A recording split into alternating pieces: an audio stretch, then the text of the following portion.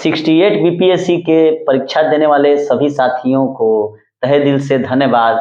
आप लोग जीवन के प्रत्येक क्षेत्र में सफल हों और एकदम 150 में काफी अच्छे से स्कोरिंग करके आना है। All the best, thank you.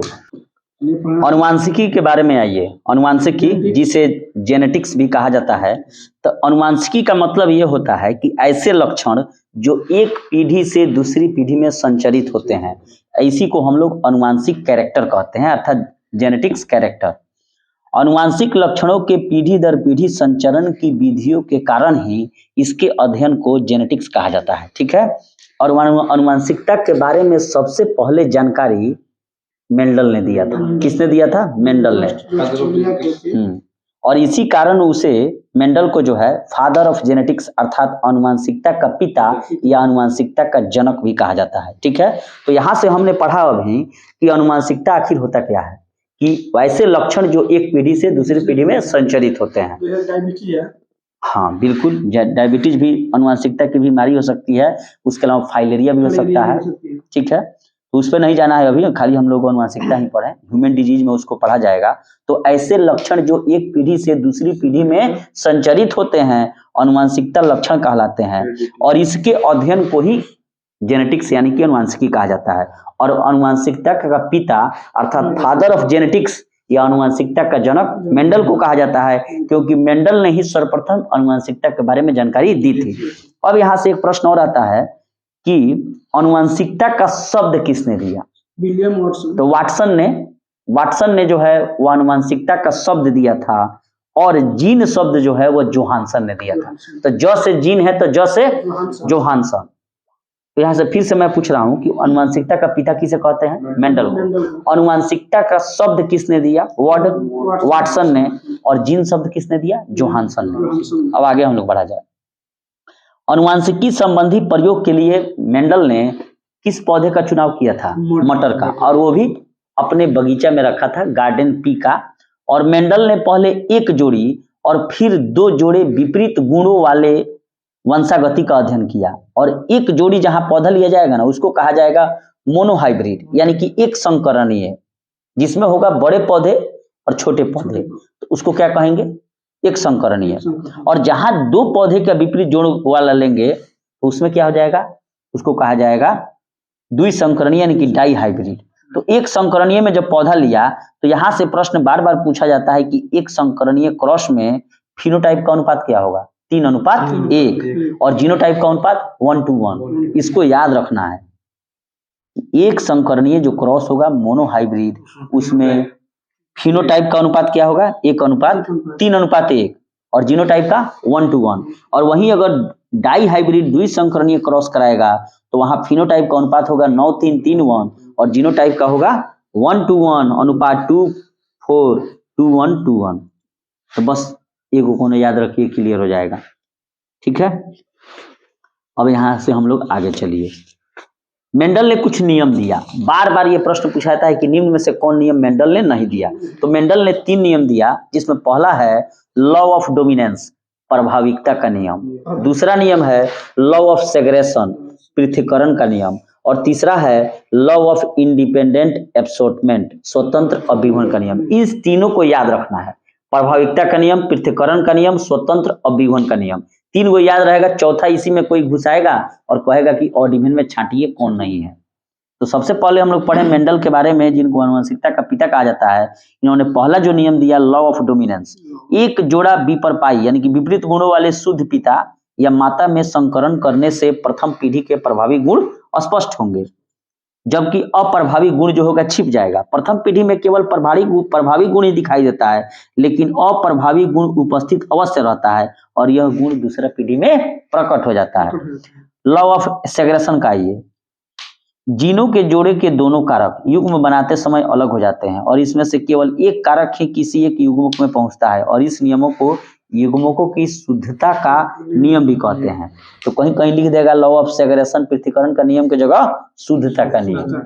स्वतंत्र अभिगमन का ये लॉ ऑफ इंडिपेंडेंट एब्सॉर्टमेंट, जब 2 जोड़ी विपरीत लक्षणों वाले पौधे के बीच संकरण कराया जाता है तब दोनों लक्षण का पृथक्करण स्वतंत्र रूप से होता है। एक लक्षण की वंशागति दूसरे को प्रभावित नहीं करती है। तो यहाँ से याद रखना है, मेंडल ने 3 नियम दिया, प्रभाविकता का, लॉ ऑफ डोमिनेंस, पृथक्करण का नियम, लॉ ऑफ सेग्रेगेशन, या इसको ही शुद्धता का नियम कहते हैं, और तीसरा दिया स्वतंत्र अभिगमन का नियम अर्थात लॉ ऑफ इंडिपेंडेंट एशोरमेंट। अब आइए, सर्वप्रथम जेनेटिक्स शब्द या नाम किसने दिया? वाटसन ने। जीन शब्द का प्रयोग जोहानसन ने। Father of genetics Mendel. Phenotype का मतलब आखिर क्या होता है? कि जिसमें जीवधारियों के लक्षण प्रत्यक्ष रूप से दिखाई दें, उसको फिनोटाइप कहते हैं। और जीनोटाइप का मतलब होता है कि जिसका अनुवांशिक संगठन जो है विभिन्न कारकों या जीन का बना होता है, अर्थात जो दिखाई नहीं दे। युग्मिक विकल्पी, आइए, बार बार ये प्रश्न पूछा जाता है कि एलील क्या है? एलील तो एक ही गुण के विभिन्न विपरीत रूपों को प्रकट करने वाले लक्षण कारकों को एक दूसरे का युग्म विकल्पी कहते हैं। यहाँ पर प्रश्न कैसे पूछेगा, देखिए, प्रश्न पूछेगा कि एक ही गुण के विभिन्न विपरपाई रूपों को प्रकट करने वाले लक्षण कारकों को क्या कहा जाता है? तो एलील कहा जाता है। एलील कहिए चाहे युग्म विकल्पी कहिए। प्रश्न में यही लाइन में लिखेगा। सहलग्नता यानी कि लिंकेज क्या है? एक ही गुणसूत्र पर स्थित जीनों में एक साथ वंशगत होने की प्रवृत्ति पाई जाती है। जीनों की इस प्रवृत्ति को सहलग्नता कहते हैं। और यह इतना खतरनाक चीज है, सुनते चलिए। लिंकेज सहलग्नता का है कि एक ही गुणसूत्र पर स्थित जीनों में एक साथ वंशगत होने की प्रवृत्ति पाई जाती है, और जीनों की इस प्रवृत्ति को सहलग्नता कहते हैं। जबकि जीन जो एक ही गुणसूत्र पर स्थापित होते हैं, एक साथ वंशागुणत होते हैं, उन्हें संलग्न यानी कि लिंकेज जीन्स कहा जाता है। और लिन संलग्नक जीन यानी कि सेक्स लिंक जीन्स लिन संलग्नक गुणों को एक पीढ़ी से दूसरे में ले जाते हैं। वास्तव में एक्स गुणसूत्र पर स्थित जीन ही लिन संलग्नक जीन कहे जाते हैं, क्योंकि इसका प्रभाव नर एवं मादा दोनों पर पड़ता है। क्योंकि दोनों में होगा। महिलाओं में क्या होता है?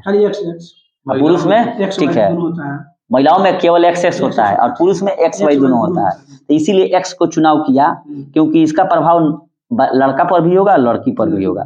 लिन सहलग्नता की सर्वप्रथम विस्तृत व्याख्या किसने की थी? बार बार ये प्रश्न पूछा जाता है। मोर्गन ने की थी। जो ये लिंकेज है, लिंकेज जीन्स, इसकी व्याख्या सर्वप्रथम किसने की? मोर्गन ने। और मनुष्यों में कई लिन संलग्नक गुण पाए जाते हैं, जैसे कलर ब्लाइंडनेस। माता पिता में है तो बच्चों में आ जाएगा, ये नहीं कि बेटे में आएगा, बेटियों में भी आ जाएगा। कलर ब्लाइंडनेस, गंजापन, बैल्डनेस, बाप गंजा तो बेटो गंजा।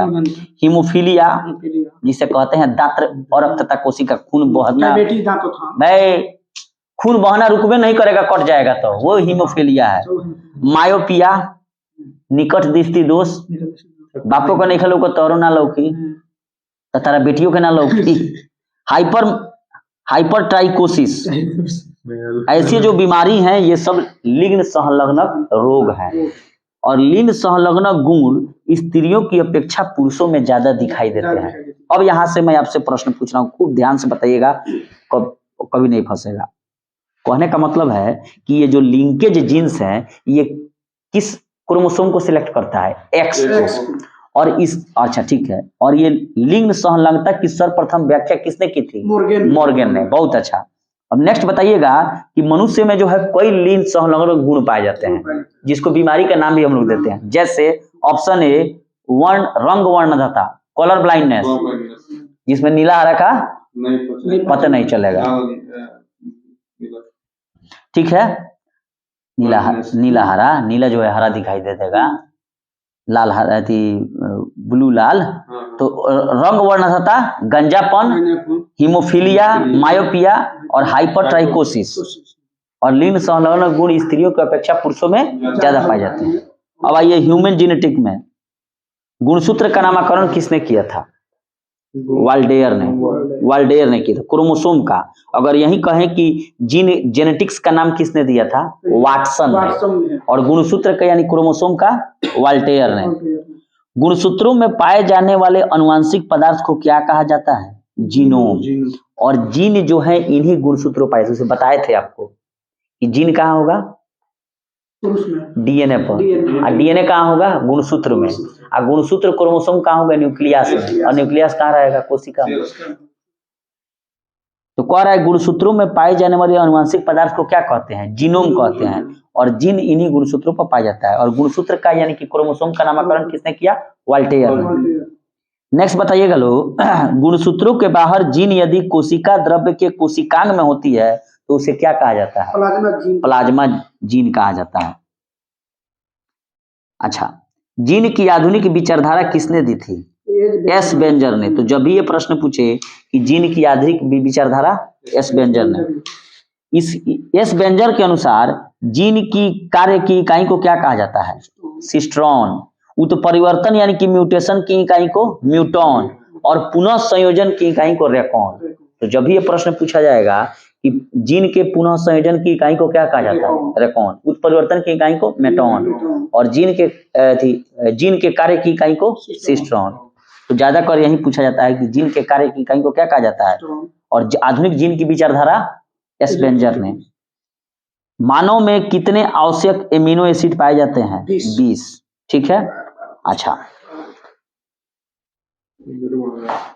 ये प्रश्न बहुत इंपॉर्टेंट है कि डीएनए के पॉलीमरेज नामक एंजाइम की खोज किसने की थी? अर्थात डीएनए से इसका संश्लेषण किसने किया था? हाँ, ऑर्थन कार्नबर्ग ने।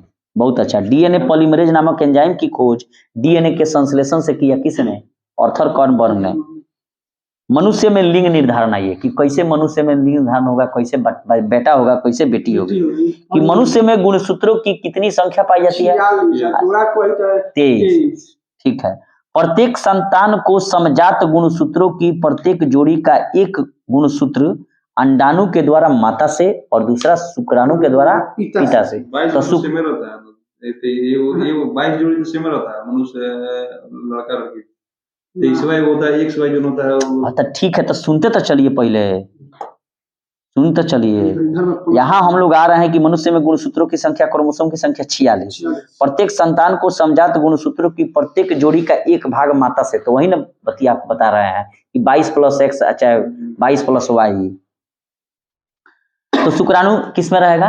नर में, अंडाणु माता में। तो शुक्र जनन जो है यानी कि स्पर्मेटोजेनेसिस में अर्धसूत्री विभाजन होगा। कौन विभाजन होगा?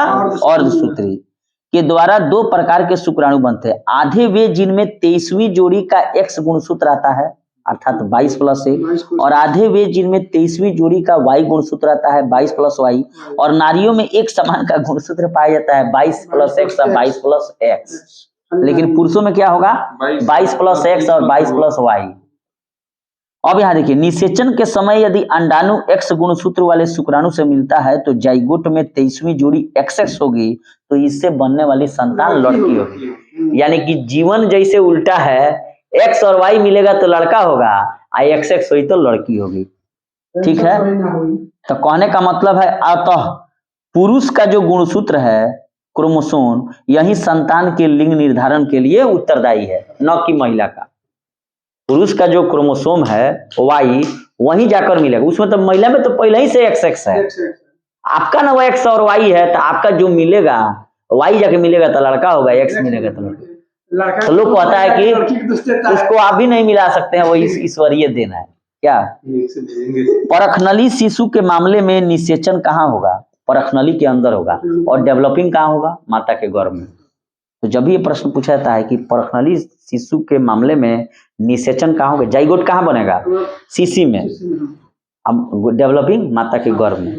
शिशु का पितृत्व स्थापित करने के लिए कौन सा जांच किया जाता है? डीएनए फिंगरप्रिंटिंग, चोर बलात्कारी और पितृत्व को जांच करने के लिए। तो यहाँ से हम लोगों ने पढ़ा अभी कि डीएनए पॉलीमरेज नामक एंजाइम की खोज किसने की थी? आर्थर कार्नबर्ग ने। मनुष्य का जो लिंग निर्धारण होता है उसमें किसका गुणसूत्र उत्तरदायी है? पुरुष का या माता? पुरुष का, बिल्कुल ठीक है। और परखनली शिशु के मामले में निषेचन कहाँ होगा? परखनली के अंदर। ठीक है। और शिशु का पिता कौन है, इस चीज के जांचने के लिए किसका डीएनए टेस्ट होगा। ठीक है। अच्छा, जीन की आधुनिक विचारधारा किसने दी थी? एस बेंजर ने। और जीन के कार्य की इकाई को सिस्ट्रॉन कहते हैं, उत्परिवर्तन के इकाई को म्यूटॉन कहते हैं, और पुनः संयोजन के इकाई को रेकॉन कहते हैं। ठीक है। और गुणसूत्रों के बाहर जीन यदि कोशिका द्रव्य के कोशिकांग में है तो उसे कौन सा प्लाज्मा जीन? जीन। बहुत अच्छा, प्लाज्मा जीन कहेंगे। गुणसूत्रों में पाए जाने वाले अनुवांशिक पदार्थ को क्या कहते हैं? जीनोम कहते हैं। और गुणसूत्र कहाँ, जीन कहाँ होते हैं? डीएनए पर। और डीएनए कहाँ होगा? गुणसूत्र पर। और गुणसूत्र कहाँ होगा? न्यूक्लियस में। न्यूक्लियस कहाँ होगा? सेल में। तो विकास को हम लोगों को पढ़ना है सिलेबस के अनुसार बायोलॉजी में, ठीक है। जैव विकास किसे कहा जाता है? इसको पहले ध्यान से सुनिए। जैव विकास को अंग्रेजी में कहा जाता है ऑर्गेनिक इवोल्यूशन।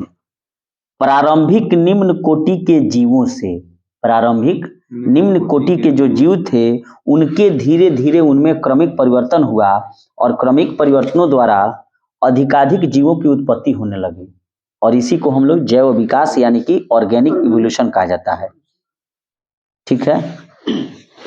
अब यहाँ से प्रश्न आता है कि जैव विकास से संबंधित कुछ वैज्ञानिक के नाम है, जैसे कि लैमार्क, डार्विन, वेलेस, डिब्रीज, ठीक है।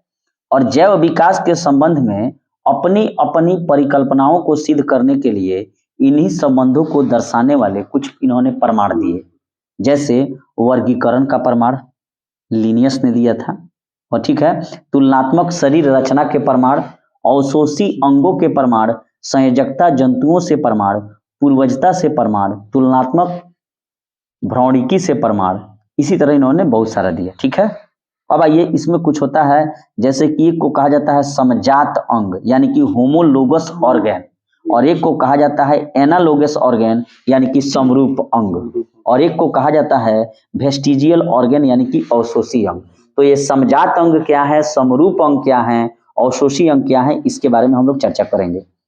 सबसे पहले आते हैं समजात अंग यानी कि होमोलोगस ऑर्गन के बारे में। ऐसे अंग जो विभिन्न कार्यों के लिए उपयोजित हो जाने के कारण काफी असमान दिखाई देते हैं, परंतु मूल रचना एवं भ्रूणीय परिवर्धन में समान होते हैं, समजात अंग कहलाते हैं। जैसे सील के स्लीपर, ठीक है, सील के फ्लीपर, चमगादड़ के पंख, घोड़े की अंगली टांग, बिल्ली का पंजा व मनुष्य का हाथ, ये जितने भी मैंने नाम रखे कि मौलिक रचना एक जैसी है।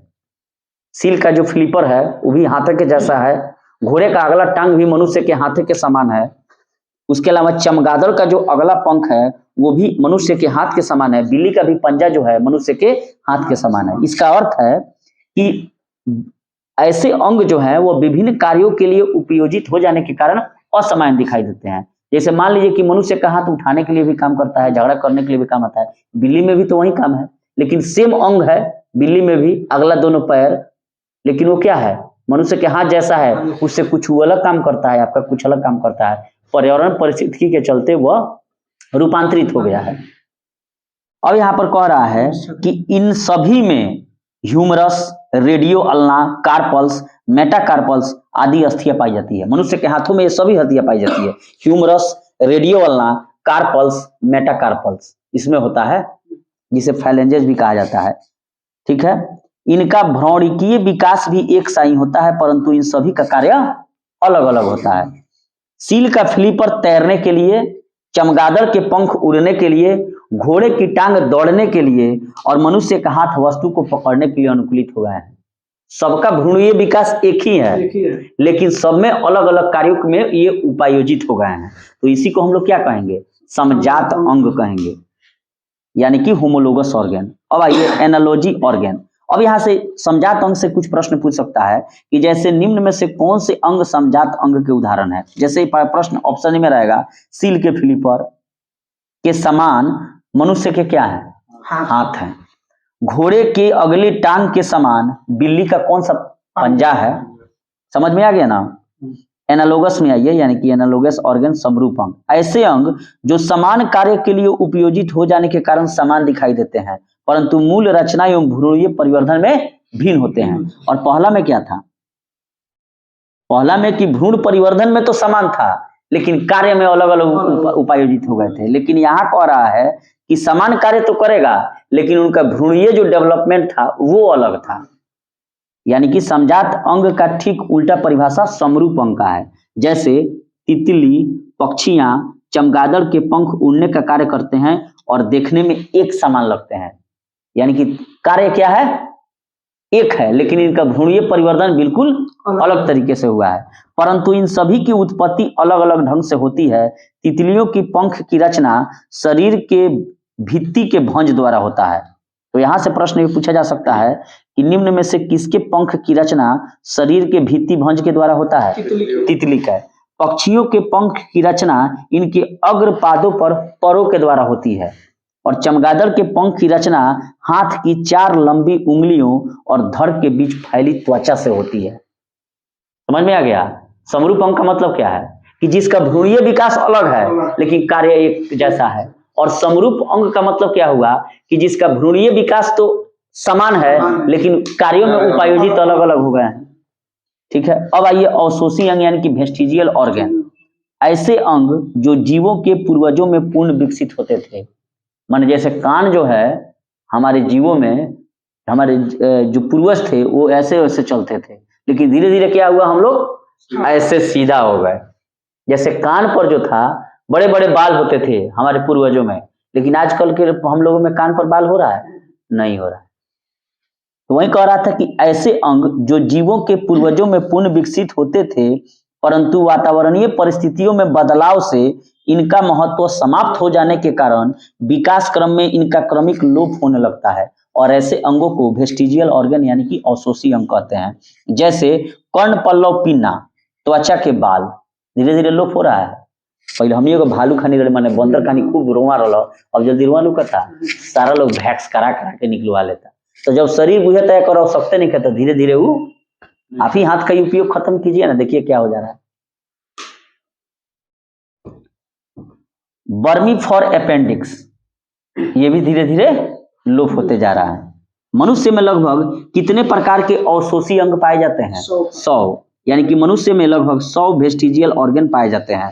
निम्न में से कौन वेस्टिजियल ऑर्गन का उदाहरण है? ऑप्शन ए कर्ण पल्लव पिन्ना, ऑप्शन बी त्वचा के बाल, option C vermiform appendix, option D all होगा। तो मनुष्य में लगभग कितने प्रकार के अवशोषी अंग पाए जाते हैं? 100। अच्छा, सर्वप्रथम प्रकाश संश्लेषी जीव कौन थे? साइनोबैक्टीरिया या बीजीय कहिए नील हरित शैवाल, इसी को जो है सर्वप्रथम प्रकाश संश्लेषी जीव थे।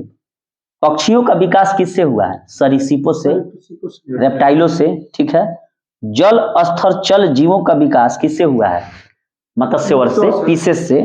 स्तनी वर्ग के जंतुओं का विकास भी सरीसृपों से हुआ है। तो स्तनी वर्ग के जो भी हैं, मेटाथेरिया, यूटेथेरिया, प्रोथेरिया, मनुष्य, चमगादड़ हैं, ये सब क्या है? गाय, भैंस।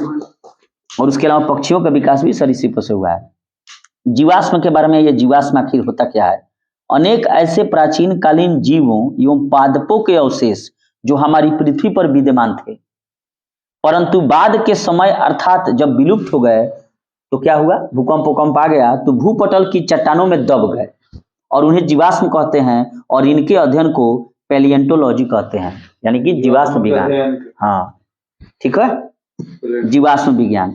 नेक्स्ट में आइए, जैव विकास का सिद्धांत। जैव विकास के संबंध में अनेक सिद्धांत प्रतिपादित किए गए हैं, जिसमें लैमार्कवाद, डार्विनवाद, उत्परिवर्तनवाद। ठीक है, लैमार्किज्म। आइए, लैमार्क का सिद्धांत उनकी पुस्तक फिलोसफी की जूलॉजिक में दर्ज हुआ है। तो बार बार ये प्रश्न पूछा जाता है कि फिलोसफिक जूलॉजिक पुस्तक किसने लिखी? लैमार्क ने लिखी। जैव विकास के सिद्धांत को सर्वप्रथम किसने समझाया? लैमार्क ने। और फिलोसफी जूलॉजी नामक पुस्तक लैमार्क ने। इन्होंने कहा कि जीवों और इनके अंगों में सतत बड़े होते रहने की प्राकृतिक प्रवृत्ति होती है, और इन जीवों पर वातावरण के परिवर्तन का सीधा प्रभाव पड़ता है, और इसके कारण जीवों में विभिन्न अंगों का उपयोग घटता बढ़ता रहता है। अधिक उपयोग में आने वाले अंगों का विकास अधिक हो जाता है, और कम उपयोग में आने वाले अंगों का विकास कम हो जाता है, और इसे अंगों का कम या अधिक उपयोग का सिद्धांत भी कहते हैं। और इस प्रकार से जीवों द्वारा उपार्जित लक्षणों की वंशागति, क्या उपार्जित लक्षणों की वंशागति होती है, और जिसके फलस्वरूप नई नई जातियां बन जाती है। उदाहरण के लिए जिराफ की गर्दन का लंबा होना। और उपार्जित लक्षणों की वंशागति के अध्ययन को टोंटोलॉजी कहा जाता है। तो जब भी ये प्रश्न पूछेगा कि उपार्जित लक्षणों की वंशागति किसने दिया, तो लैमार्क ने। फिलोसफी जूलॉजिक नामक पुस्तक किसने लिखी, लैमार्क ने। जैव विकास को सर्वप्रथम किसने समझाया, तो लैमार्क ने। और ये भी प्रश्न पूछेगा कि इन्होंने कहा था कि जिस अंग को आप ज्यादा उपयोग कीजिएगा वो क्या हो जाएगा, बड़ा हो जाएगा। और इन्होंने ये भी कहा था कि अंगों के उपयोग और अनुप्रयोग के आधार पर ही अंग विकसित होते हैं। जैसे जिराफ अपने खाने के लिए गर्दन का ज्यादा उपयोग करेगा तो उसका गर्दन लंबा हो गया। आपका गर्दन लंबा हुआ है नहीं, आपका एगो दहिवारी हाथ से ज्यादा आप काम करते हैं, दायां हाथ से, तो ज्यादा फुर्तीला कौन हो गया, अब बायां कमजोर हो गया। मैंने मान के चलिए कोई पकड़ लेगा तो आपको काम नहीं करेगा। अब आइए कि उपार्जित लक्षणों के अध्ययन को क्या कहता है, टोंटोलॉजी। डार्विनवाद का आइए, जैव विकास के संबंध में डार्विनवाद सर्वाधिक प्रसिद्ध है और डार्विन को पूरा शेष का महानतम अन्वेषक कहा जाता है। तो जब भी ये प्रश्न पूछेगा कि पूरा व शेष का महानतम अन्वेषक किसे कहा जाता है, डार्विन को। बहुत ही बीबीआई ये प्रश्न है। और चार्ल्स डार्विन ने क्या किया था कि बीगल नामक जहाज लिया था और पूरे विश्व का भ्रमण किया। और डार्विनवाद के अनुसार सभी जीवों में प्रचुर संतान पैदा करने की क्षमता होती है, अतः अधिक आबादी के कारण प्रत्येक जीवों को अपनी आवश्यकताओं की पूर्ति हेतु दूसरे जीवों से जीवन पर्यंत संघर्ष करना पड़ता है। और ये संघर्ष सजातीय, अंतरजातीय या पर्यावरणीय होते हैं। दो सजातीय जीव आपस में बिल्कुल समान नहीं होते हैं। ये भिन्नताएं इनके जनकों से वंशानुक्रम में मिलती है, जेनेटिक्स में। और कुछ विशेषताएं जीवन संघर्ष के लिए लाभदायक होती हैं जबकि कुछ हानिकारक होती हैं। जीवों में विभिन्नताएं वातावरणीय दशाओं के अनुकूल होने पर वे बहुमुखी जीवन संघर्ष में सफल होते हैं। उपयोगी विभिन्नताएं पीढ़ी दर पीढ़ी इकट्ठी होती रहती है और काफी समय बाद उत्पन्न जीवधारियों के लक्षण मूल जीवधारियों से इतने भिन्न हो जाते हैं कि एक नई जाति का विकास हो जाता है। तो जब भी ये प्रश्न पूछेगा कि पूरा व शेष का महानतम अन्वेषक कौन था, डार्विन। जैव विकास के संबंध में सर्वाधिक प्रसिद्ध सिद्धांत किसने दिया, डार्विन। प्रसिद्ध सिद्धांत नौ डार्विनवाद। आइए, डार्विन के पश्चात इनके समर्थकों द्वारा डार्विनवाद को जीनवाद के ढांचे में ढाल दिया गया, जिसे नौ डार्विनवाद कहा गया। इनके अनुसार किसी जाति पर कई कारकों का एक साथ प्रभाव पड़ता है जिससे इस जाति से नई जाति बनती है, जैसे विविधता, उत्परिवर्तन, म्यूटेशन, प्रकृतिवरण, जनन। इस प्रकार नौ डार्विनवाद के अनुसार जीन में साधारण परिवर्तनों के परिणाम स्वरूप जीवों की नई जातियां बन जाती है और जिससे जीन परिवर्तन के कारण भिन्नताएं बढ़ जाती है।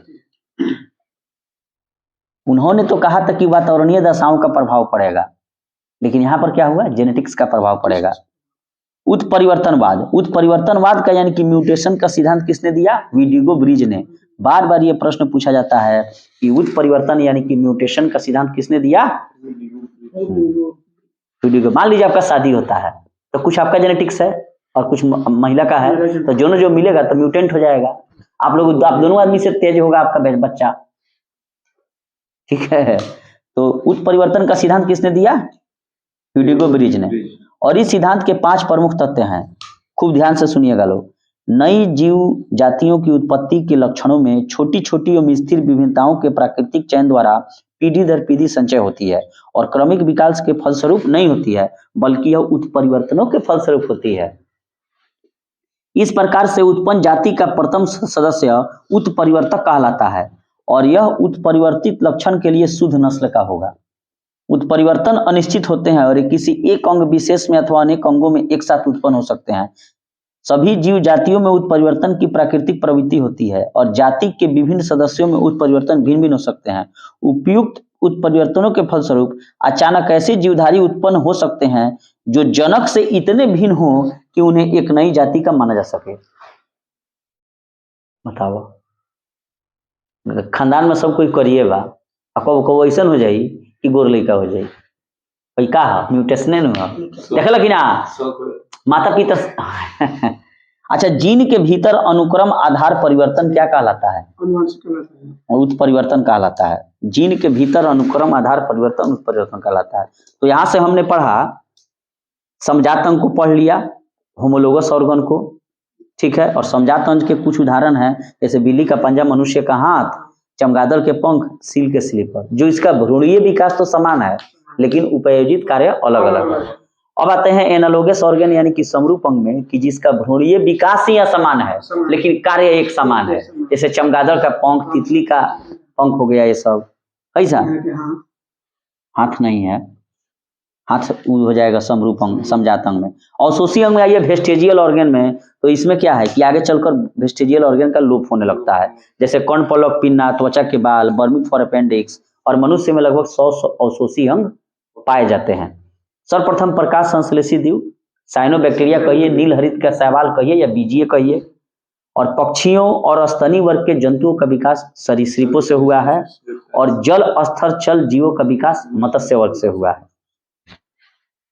अच्छा, उसके बाद हम लोग आते हैं कि फिलोसफी जूलॉजी पुस्तक किसने लिखी थी? लैमार्क ने। और जैव विकास को सर्वप्रथम उन्होंने ही समझाया था। लेकिन अगर जैव विकास के संबंध में सर्वाधिक प्रमाणित सिद्धांत किसने दिया? तो डार्विन ने। बीगल नामक जहाज से उन्होंने पूरे देश का भ्रमण किया, विश्व का। उसके बाद आते हैं उत्परिवर्तन के सिद्धांत में, तो उत्परिवर्तन यानी कि म्यूटेशन का सिद्धांत ह्यूगो ब्रिज ने दिया। ठीक है।